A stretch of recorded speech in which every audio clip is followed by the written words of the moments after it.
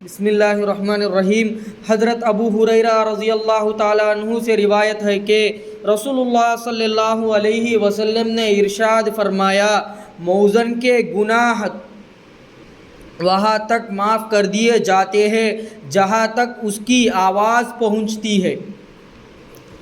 جاندار اور بے جان جو موذن کی آواز سنتے ہیں وہ سب قیامت کے دن اس کے لیے گواہی دیں گے۔ موذن کی آواز پر نماز میں آنے والے کے لیے 25 نمازوں کا ثواب لکھ دیا جاتا ہے اور ایک نماز پچھلی نماز تک کے درمیانی اوقات کے گناہ معاف کر دیے جاتے ہیں۔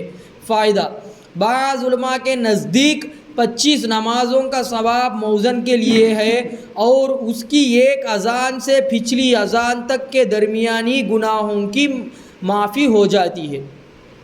یا حضرت ابو ہریرہ رضی اللہ تعالیٰ عنہ فرماتے ہیں کہ رسول اللہ صلی اللہ علیہ وسلم نے ارشاد فرمایا، موذن کی گناہ وہاں تک معاف ہوتے ہیں جہاں تک اس کی آواز جاتی ہے۔ کہتا اذان دیتا سو موذن ہے، اس کی آواز اذان دیتے وہ کہاں تک کا ہے تو کتنے دور ہے تو اس کی آواز جاتی گی، وہاں اتنا فیصلہ رہتا نا، اتنا گناہ معاف ہو جاتے۔ وہ فیصلے میں کتنے گناہ ہے تو پکڑتے اتنے گناہ معاف ہو جاتے۔ کہاں تک کا ہے تو اس کی آواز جاتی کہ وہاں تک اس کے پورے گناہ معاف ہو جاتے۔ اس کی آواز کو جاندار بھی سنتے، بے جان بھی سنتے۔ آواز کو سنتے ہیں وہ کو ابھی جاندار بے جان دو بھی سنتے ہونے سی قیامت کے دن موذن کے لیے وہ گواہی دیتے، ساکشن دیتے، وہ لگا موذن کے لیے گواہی دیں گے۔ موذن کی آواز پر نماز میں آنے والوں کے لیے 25 نمازوں کا ثواب لکھ دیا جاتا ہے۔ موذن کا آواز سن کو نماز کا آتے سے 25 نمازوں کا ثواب لکھتے اور ایک نماز پچھلی نماز تک کے درمیانی اوقات کے گناہ معاف کر دیے جاتے ہیں۔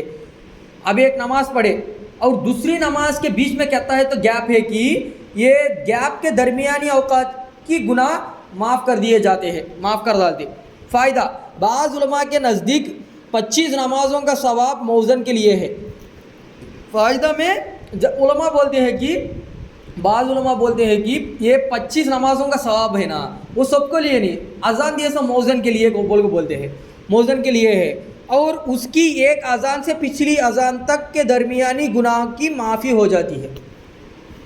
اب ایک نماز ہی لے تو یہ دوسری نماز کے بیچ میں کہتا ہے تو خالی رہتا کہ درمیانی اوقات ہے، اس کے گناہ معاف کر دیے جاتے ہیں۔ اس میں موذن کی اہمیت بتاتے ہیں یہ حدیث میں آپ صلی اللہ علیہ وسلم۔ اللہ تعالیٰ کہنے سے سننے سے زیادہ ہم سب کو عمل کرنے کی توفیق عطا فرمائے۔